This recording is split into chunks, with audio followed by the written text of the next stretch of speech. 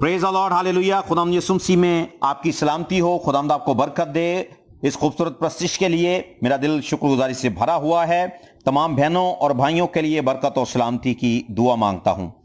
मेरे जीजो, हमारे मोहल्ले के अंदर दो भाई थे और ये ट्विंस से जब ये पैदा हुए तो पैदा होने से जवानी के दिन तक, आज के दिन तक भी उनकी सूरतें बिल्कुल एक जैसी हैं, शक्लें बिल्कुल एक जैसी हैं। आप यकीन जानिए कि उनके खानदान में भी उनको कोई पहचान नहीं सकता था। उनकी हाइट, उनकी आवाज, उनके वजूद को देखा जाए तो वो दोनों की जिसामत एक जैसी थी, बाल भी सेम एक जैसे, कुछ भी फर्क नहीं था। हालांकि जो भी ट्विंस होते हैं उनमें थोड़ा बहुत फर्क जरूर होता है, लेकिन इन दोनों भाइयों के अंदर कोई भी फर्क नहीं था। और उनकी जो वालदा थी वो जानती थी कि इन दोनों बच्चों के अंदर फर्क क्या है, क्योंकि मां को पता होता है, जिसके बच्चे होते हैं उसको इल्म होता है कि उनके बच्चों के अंदर डिफरेंस क्या है। मां तो जान लेती थी कि दोनों की शक्लें एक जैसी हैं, लेकिन तो भी मां को पता चल जाता था कि इसका नाम ये है, इसका नाम ये है। अब उन्होंने ये फैसला किया कि भाई एक जो भाई है वो दाढ़ी रखेगा और दूसरा जो है वो मूछें रखेगा, ताकि दोनों की पहचान हो सके और दोनों के नाम पता चल सकें, क्योंकि अनकरीब उनकी शादियां होने वाली थी। और उन्होंने ऐसा ही किया, दोनों भाइयों की हालत को फर्क किया ताकि दोनों भाई पता लग सके कि फलां भाई कौन सा है, फलां भाई कौन सा है। ठीक है जी, उनकी शादियां कर दी गई और जनाब शादी के बाद वो हंसी खुशी रहते हैं। लेकिन वो जब अपनी पहले वाली तस्वीरों को देखते हैं तो उनकी बीवियां भी हंसती हैं और वो भी दोनों हंसते हैं। लेकिन मेरे जीजो, उनकी वालदा उनको पहले भी जानती थी, उनकी वालदा उनको अब भी बड़े अच्छे तरीके से जानती है। अब दोनों के अंदर फर्क आ गया है। दोनों एक ही शक्ल के थे, लेकिन दोनों के अंदर फर्क आ गया। दोनों पहचाने जाते हैं। जब भी कोई भी घर में आता ना, पता चल जाता है कि भाई फलां भाई अंदर आ गया। ठीक है जी। जब दूसरा घर में आता है तो पता चल जाता है भी दूसरा भी अंदर आ गया। ठीक है, ये दोनों हम शक्ल थे। तो इनको पहचानने के लिए इनके जो लिबास थे, इनको पहचानने के लिए इनका हुलिया चेंज कर दिया गया, इनकी सूरत को बदल दिया गया, क्योंकि उनको पहचानने में जरा आसानी हो। ठीक है जी।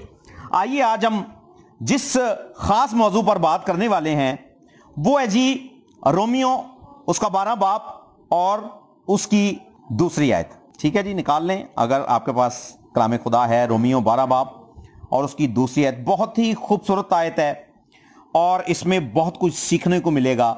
यहां पर यूं मरकूम है, इस जहां के हम शक्ल ना बनो बल्कि अकल नई हो जाने से अपनी सूरत बदलते जाओ, ताकि खुदा की नेक और पसंदीदा और कामिल मर्जी तजर्बा से मालूम करते रहो। Praise the Lord, hallelujah. मेरे जीजो, मैंने जिन दोनों भाइयों की स्टोरी आपको बताई है, आप भी बहुत से लोगों को जानते होंगे जो हम शक्ल होंगे। यहां पर खुदा का बंदा एक खास बात की तरफ इशारा कर रहा है। इन दोनों भाइयों की शक्लें सेम थी, लेकिन यहां पर जिस बात की तवज्जो खुदा का बंदा दिलवा रहा है वो बात जरा थोड़ी फर्क है। हम शक्ल होने की बात नहीं वो कर रहा, वो बात उनकी आदत की कर रहा है, वो बात उनके कामों की कर रहा है, वो बात उनके करैक्टर की कर रहा है, वो बात उनके रवैये की कर रहा है कि जो कुछ इस जहान में रहने वाले लोग करते हैं। ऐ मसीह के प्यारो, खुदा के लोगों, मसीह के खून खरीदो, तुमने ऐसे काम नहीं करने। अब ये कौन लोग हैं? ये वो लोग हैं जो खुदा की जात पर भरोसा नहीं करते, खुदा पर ईमान नहीं रखते, खुदा की हजूरी में बैठना पसंद नहीं करते, जिस्मानी बातों की ख्वाहिश करते हैं, खुदावंद की हजूरी से उन्हें कोई दिलचस्पी नहीं। जहां पर लोग खुदावंद के नाम से जमा होते हैं उन्हें कोई दिलचस्पी नहीं। हालांकि यकीन जानिए, जिस शिद्दत से मेरा और आपका खुदा इस दुनिया के हर शख्स का और अपने बेटे और बेटियों का इंतजार करता है, दुनिया में किसी भी रिश्तेदार ने इस तरह से ना तो मेरा इंतजार किया, ना आपका इंतजार किया, ना उन लोगों का इंतजार किया। लेकिन तो भी इन लोगों को कोई सरोकार नहीं है।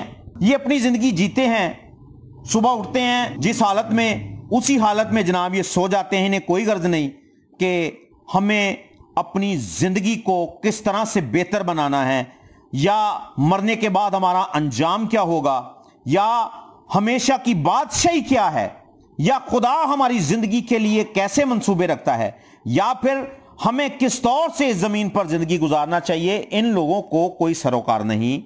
खुदा का बंदा इल्तमास करता है, रिक्वेस्ट करता है اور کہتا ہے کہ اس جہاں کے ہم شکل نہ بنو، اس جہان کے ہم شکل نہ بنو، بلکہ عقل نہیں ہو جانے سے اپنی صورت بدلتے جاؤ۔ اب یہ نئی عقل کہاں سے آتی ہے یہ بھی ہم سیکھیں گے۔ اب ہم بات کریں گے ذرا نئی عقل کی۔ ناقص عقل، نئی عقل کیا ہے، حکمت کیا ہے، اس بات پر ذرا غور کریں گے۔ خدا کا بندہ پالوس رسول اپنے بدن پر داغ لیے پھرتا ہے، کہیں سے اس پر لعن طعن کی جاتی ہے، کہیں پر اس کو مارا کوٹا جاتا ہے، کہیں پر اسے فاقے کرنے پڑے ہیں، اور کہیں پر اسے اس قدر ذلیل کیا گیا ہے کہ وہ اس شہر سے سردی میں سفر کرتا ہوا دوسرے شہروں کی طرف گیا ہے، لیکن وہ دوسروں کو معاف کرتا رہا، بدلہ لینے کی خواہش سے نہیں، لوگوں کو مسیح کی ذات کے تعلق سے بتاتا رہا، اپنی تکلیفیں بیان نہیں کرتا رہا، اپنے مسائل بیان نہیں کرتا رہا، بلکہ خدا کی ذات کے تعلق سے بتاتا رہا کہ وہ کیسا مہربان ہے۔ آؤ مسیح کے پاس آؤ اور ہمیشہ کی زندگی پاؤ۔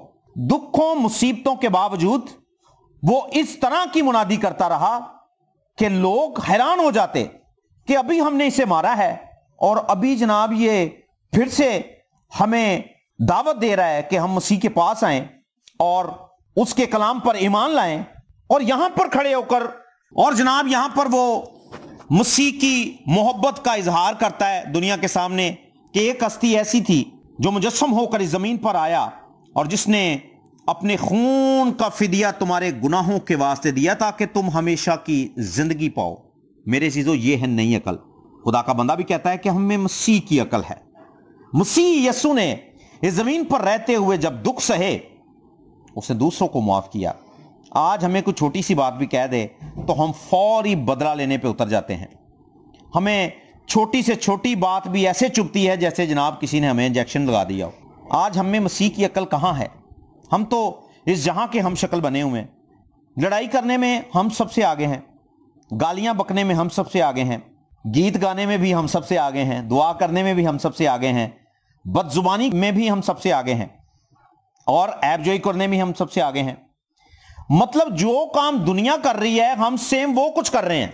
اس لیے وہ دعوت دیتا ہے کہ اس جہاں کے ہم شکل نہ بنو، اس جہاں کے کام نہ کرو، جیسے وہ کام کر رہے ہیں اس طرح کے کام تم نے نہیں کرنے۔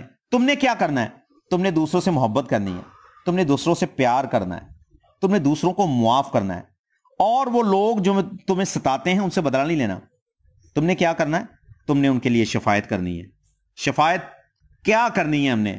ہمارے پاس تو دعا کرنے کا ٹائم ہی نہیں ہوتا، اور جب ہمارے پاس دعا کرنے کا ٹائم نہیں تو شفاعت ہم نے کیا کرنی ہے؟ ہم تو بس اس دنیا کے اندر سکون چاہتے ہیں کہ یار مجھے سکون مل جائے، میری زندگی میں کوئی دکھ نہ آئے، بس میں خوش رہوں، میری زندگی سکون سے گزرے، دوسرے کا چاہے ستیہ ناش ہو جائے، ساتھ والا چاہے آپ کا برباد ہو جائے، آپ کو کسی سے کوئی غرض نہیں۔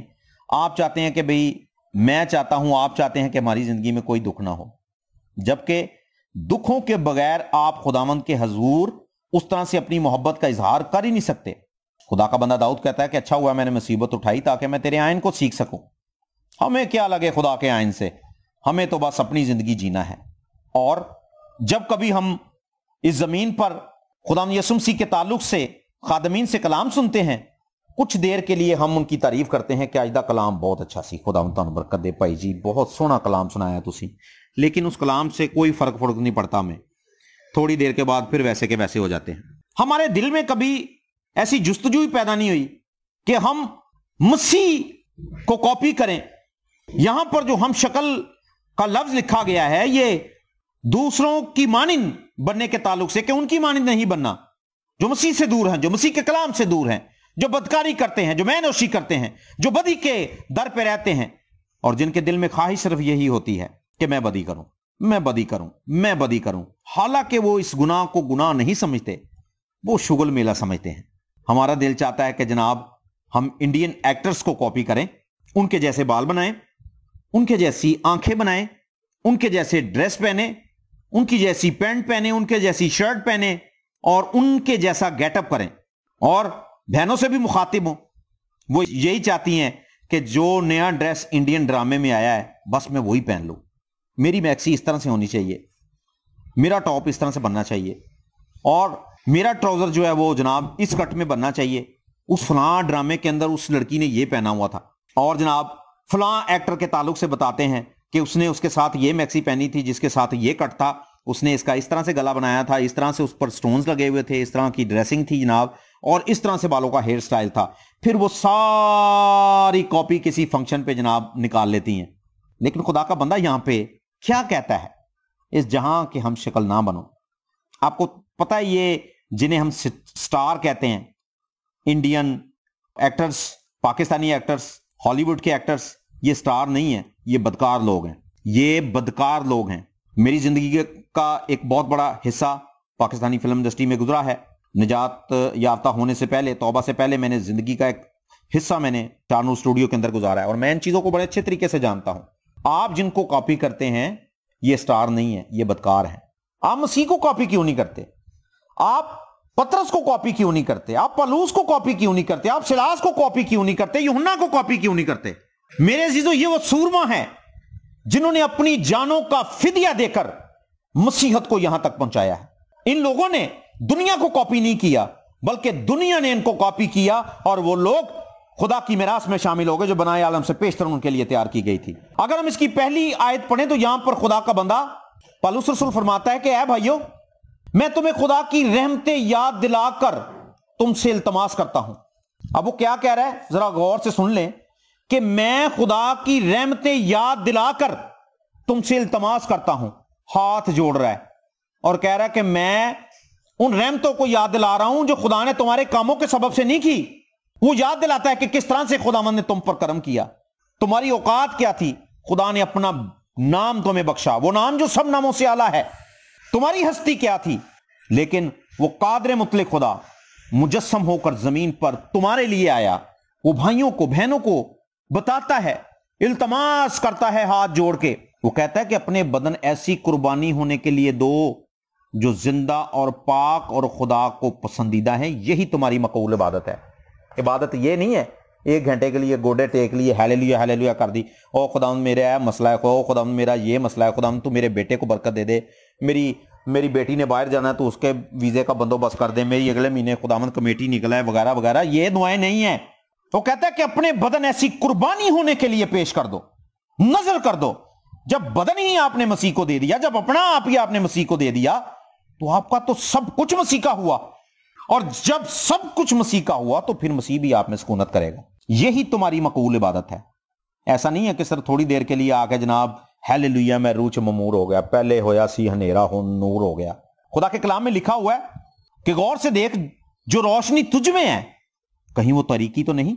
غور سے دیکھو جو روشنی تجھ میں ہے کہیں وہ تاریکی تو نہیں. جسے ہم روشنی سمجھتے ہیں کیا وہ تاریکی تو نہیں ہے؟ میرے عزیزو، یاد رکھیے، اگر ہم دنیا کے ہم شکل بنیں گے تو آسمان پر تو ہمارے لیے کوئی میراث نہیں ہے. یہ طے شدہ بات ہے. آسمان پر میرے اور آپ کے لیے کوئی میراث نہیں ہے. یاد رکھ لیجئے. آپ چاہتے ہیں آپ کے بچے خدا کی بادشاہی میں جائیں. ہم نے بہت سے والدین کو یہی کہتے سنا ہے اور یہی کہتے دیکھا ہے کہ بھائی میں تو چاہنا کہ میرا بچہ جڑا نا خادم بنے، میں چاہنا میرا بچہ خادم بنے، لیکن خود کبھی سنڈے کو بھی چرچ نہیں گیا. وہ کس طرح سے خادم بنے گا بچہ؟